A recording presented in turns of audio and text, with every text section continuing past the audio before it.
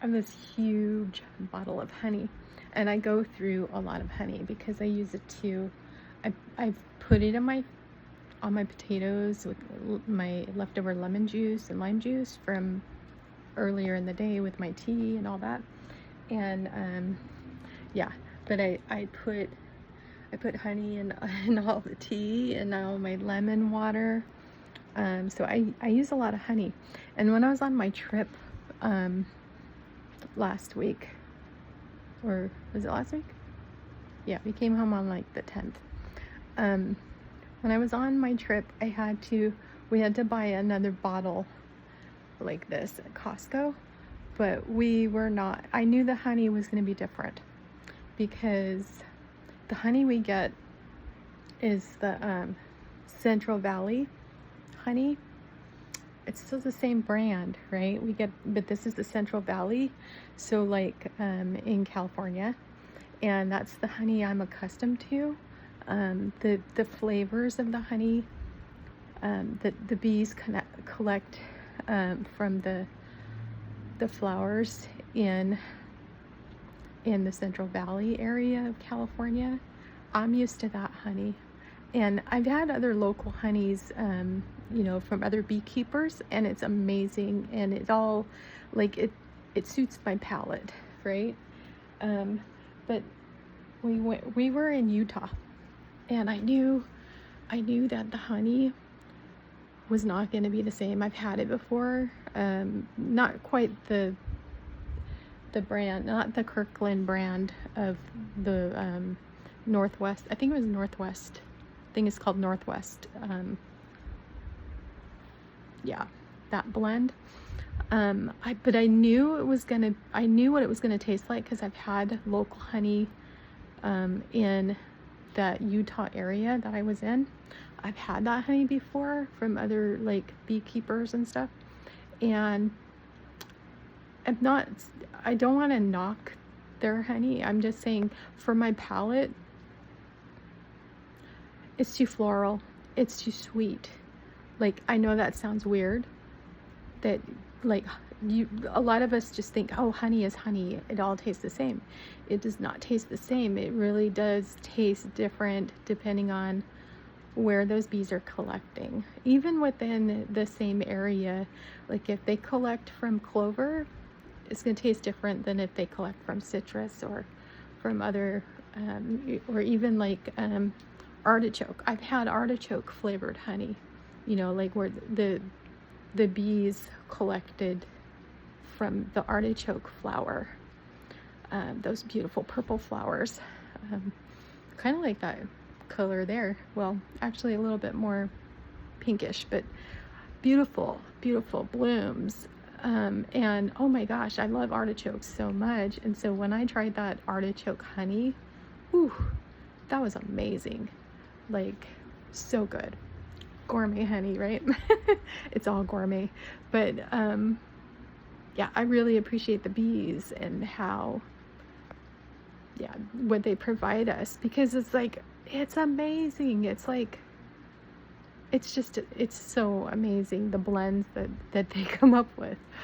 But yeah, back to the honey that I had to, and I'm already through that bottle, and now I'm on to my next bottle of the Central Valley honey, which I'm happy to be back on that blend, because that feels most, yeah, it's what I'm used to, and it's also what my system's used to, and it's also, they say that when you eat local honey, that's actually what you need to do, because then it helps your immune system, because then you're getting the pollens and things from the flowers that bloom in your area, and then that helps you like with allergies and things like that. And I think it has helped. But anyway, yeah, let me describe the Utah honey. This is how I see it. The one that I had, the Northwest blend of that Kirkland honey, and also the local ones that I had. Okay, I'm getting warm. Turn on my fan. Sorry about the noise. Um, I would describe it as it's sweeter, almost sort of a berry, like the flowers. I don't know which flowers the bees collect from in that area, but like it almost has like a very, it's like a, on a frequency, it's like a higher, like sharper,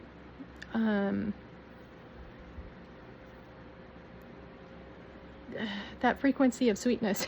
It's like it's way up here, and like the Central Valley honey is more like, I would say it's sort of in the middle, because there's and if I like to think of this in terms of fragrances, like perfumes and colognes and musks and stuff like that, or how people describe wine, you know, although I've never had wine, how it has notes, right? Like there's certain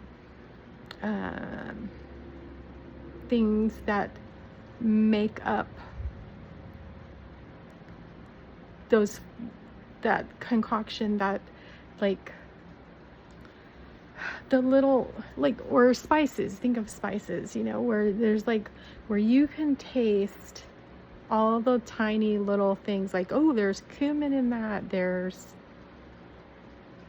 turmeric, there's pepper, you know, like, I think you get what I'm saying. But I like to think of it along those lines, like where the honey that I had in Utah, it is definitely more on the dessert, like sweet, sweet, sweet, sweet.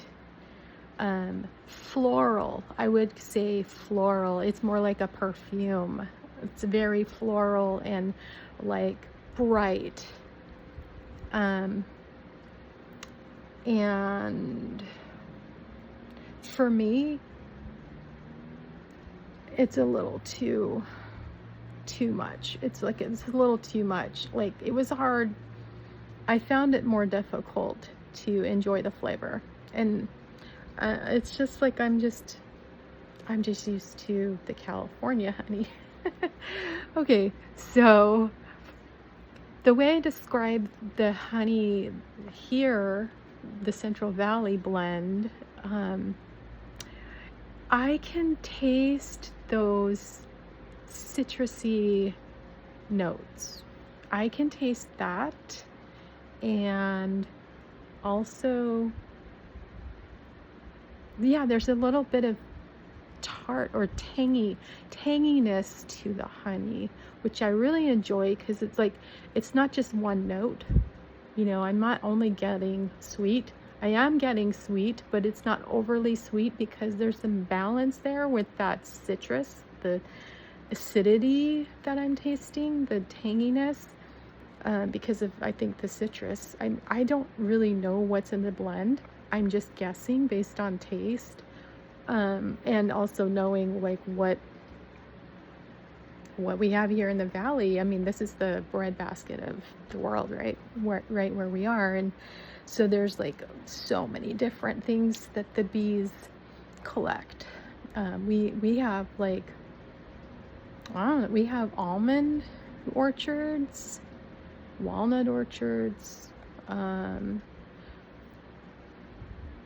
the coast, we have artichokes and strawberries, and like, I don't know, I'm trying to think of all the different things, but we definitely, near us, we have lemon orchards and orange groves or orchards, and we have and I'm sure there's clover everywhere. Clover is like just a basic natural thing that occurs pretty much everywhere, I think. But yeah, I really don't know. I don't know where these bees, where those beehives are, where they're collecting from. But it's good. I love the honey. I love I love the Central Coast honey too. That's where I was talking about how I had like the artichoke honey. That was amazing. I think I had it, if I'm remembering right, it may have been the California Bee Company that has some amazing flavors of honey. They're not flavored. I'm saying flavored, but they are not flavored. They are natural honey from the beehive, you know, that the bees collected from certain areas, and so those honeys taste like where they collected from, and it's so good. Yeah. There's like, oh, there was like a sage honey, I think, and I'm not like one to, I don't know, I don't like sage itself, like as a herb or spice or whatever you call that, like a seasoning. I do not like sage on its own. I don't. And I don't like it, like, I know that it's used a lot in like, I think like around Thanksgiving type food, that they use sage a lot in recipes and stuff. And I'm like, ugh, leave it out. I don't like it. But anyway, I had sage honey. I don't know what else was in it, but I had sage honey and I was just like, whoa, this is actually good. I don't mind this. This is actually pretty good. So, yeah. I don't know. I just wanted to share how I view honey. I feel like honey is very much like, you can be a honey connoisseur, just like you can be like somebody who's really good at knowing the taste of wines and pairing, you know, the flavors with meals and stuff. But I think honey is the same way, and I think it's in the same realm as like perfumes, colognes, and musks. I feel like it's kind of the same. It's all the same thing, you know. We're all dealing with frequencies. Like, it's like every one of those things has like a, like, if you compare them, you can also compare them with colors, with light, and with colors, and with music, like with sound, with notes. Like, I'm seeing everything on a spectrum, and like, you know, I think they're all just languages. I really do. I think they're all just like different languages, but it's like some of them have like matching frequencies. I don't know. Maybe that sounds weird, but I'm kind of seeing it like that. It's very interesting. You know how some people, I don't know what they call it, but some people have like this thing where they see music as colors, or I don't know, something like that. Have you heard of that stuff where people like, they see things differently? Like you see colors normally, right? But like some people, I don't know, I forget what it's called, but anyway, I think it's interesting, and I think it's all kind of related, and I think as we get more and more evolved, we're going to see everything kind of come together, and we're going to be able to interpret everything like that, like some people do, but on every spectrum, we will understand how it all like works together on those frequencies. Okay, bye.